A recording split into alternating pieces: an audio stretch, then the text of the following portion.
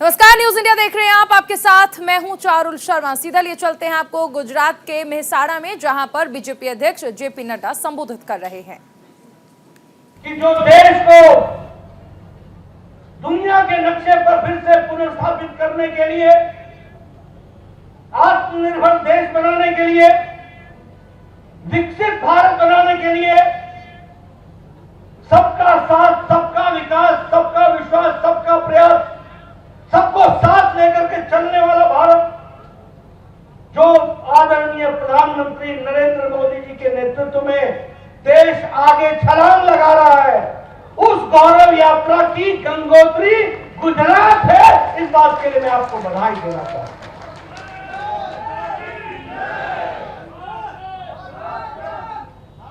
उसकी गंगोत्री है तो गुजरात है। गुजरात ने बहुत संत दिए। गुजरात धार्मिक भूमि रही है। गुजरात ने बहुत से सामाजिक सुधारक दिए।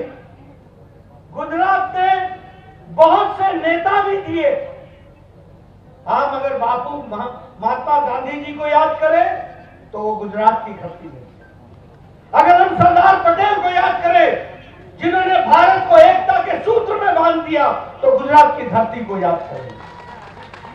और भारत को आधुनिक भारत बनाते हुए दुनिया के नक्शे पर खड़ा करने का काम किया तो आदरणीय नरेंद्र भाई मोदी जी ने किया, ये भी हमको याद है। इसलिए मित्रों, यह हमारा सौभाग्य है और इस सौभाग्य को ध्यान में रखते हुए ये भारतीय जनता पार्टी गौरव यात्रा निकाले, लेकिन गुजरात का एक एक व्यक्ति इस गौरव यात्रा से गौरवान्वित होना है। एक एक व्यक्ति को ये गौरव का पल के साथ अपने आप को शामिल करना है। और फिर मैं कहने के लिए नहीं कह रहा हूं मित्रों, राजनेता किस तरीके से प्रदेश और देश की तस्वीर बदलता है, इसका हमने जीता जागता प्रमाण देखा है। तो पहले गुजरात की विकास यात्रा देखी है और अब हम देश की विकास यात्रा देख रहे हैं, ये हम आपको बताना चाहते हैं। अभी अभी रूपाला जी ने आपके सामने बताया कि यहां बबूल के जंगल होते थे। अरे भाई, जब बबूल को उगाने वाली पार्टी होगी तो बबूल ही उगेगा ना।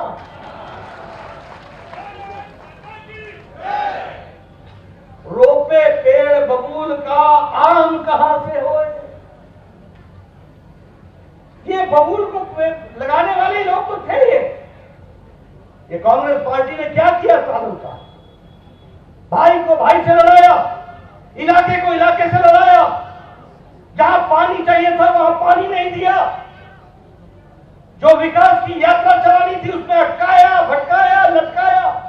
अब ये दीगर बात है कि खुद भी अटके हुए हैं, लटके हुए हैं और भटके हुए हैं। अब कांग्रेस पार्टी खुद अटक गई, खुद लटक गई, खुद भटक गई। लेकिन आदरणीय रूपाला जी ने जो आपके सामने बात कही, ये नैनो,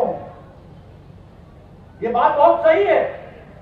एक तरफ ममता जी ने नैनो को ना कह दी और एक तरफ हमारे मोदी जी ने कहा वेलकम टू गुजरात, गुजरात में आपका स्वागत है। ये गुजरात की धरती ने विकास के नया आयाम स्थापित किया। मुझे याद है जब नए नए मुख्यमंत्री बने थे आदरणीय मोदी जी, उनको मैं हिमाचल में स्वागत के लिए ले जा रहा था। वो दिल्ली एयरपोर्ट पर मिले थे। उस समय मोदी जी ने वहां दिग्विजय सिंह जो मध्य प्रदेश के मुख्यमंत्री थे उनको बुलाया था और उसी दिन सवेरे 8 बजे नर्मदा के पानी पर बातचीत करने की शुरुआत कर दी थी। यह मैं आपके सामने इसलिए बता रहा हूं कि शुरू से उनकी तड़प थी कि हमारा गुजरात, जो कभी सरदार पटेल ने सोचा था कि हम इसको हरा भरा करेंगे, 2 साल नहीं बीते, 5 साल नहीं बीते, 3 दशक बीत गए, सुधरे नहीं, उसको रास्ता दिखाने का काम किया तो आदरणीय नरेंद्र भाई मोदी हमारे कुछ समय के मुख्यमंत्री और आज के प्रधानमंत्री। मित्रों, विकास की मैं बहुत सी कहानियां आपके सामने रख सकता हूं, लेकिन मैं आप लोगों को बताना चाहता हूं कि आप और हम बड़े खुशनसीब हैं कि आज नरेंद्र भाई मोदी हमारे देश के प्रधानमंत्री, आज कोरोना की लड़ाई जिस तरीके से इस शताब्दी की सबसे बड़ी लड़ाई थी, आप अमेरिका की तस्वीर उठा के देखिए, आज भी आधे लोग आपको मास्क लगा के फिरते हुए दिखेंगे।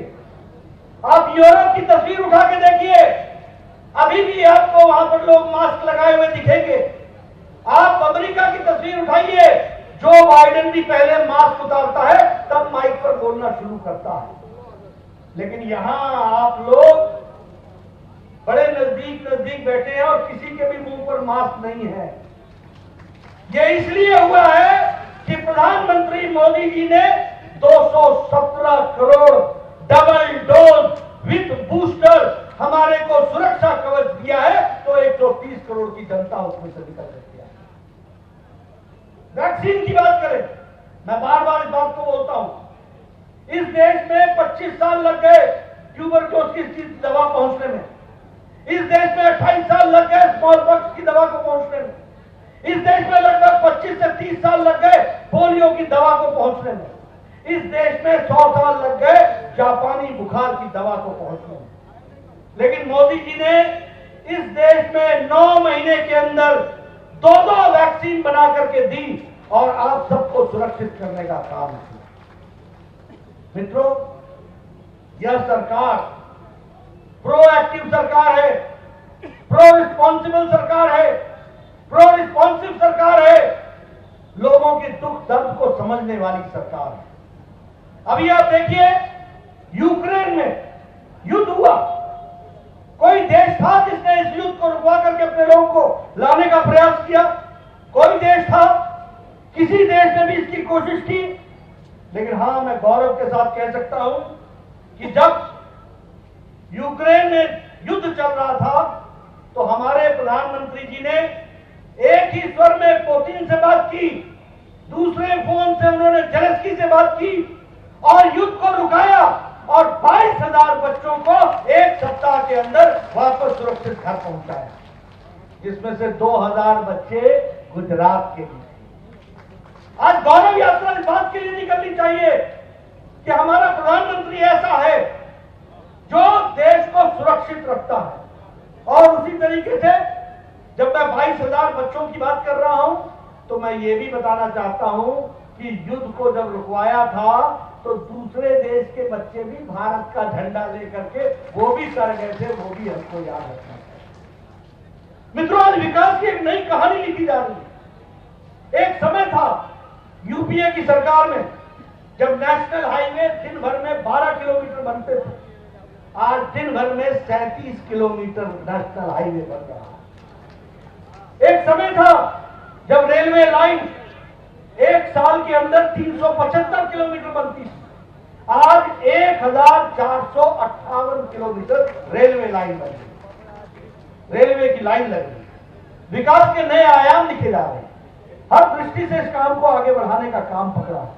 और मैं ये भी कहना चाहूंगा, जिस बात के बारे में चर्चा रूपाला जी ने की है, ये नैनो यूरिया, अगर गुजरात का कोई बच्चा इसका पेटेंट लेता है तो इसको भी गुजरात की धरती में प्रारंभ करके एक किसान की दृष्टि से यूरिया जगत में एक क्रांति लाने वाला काम चल रहा है, इसको भी हमको समझना चाहिए।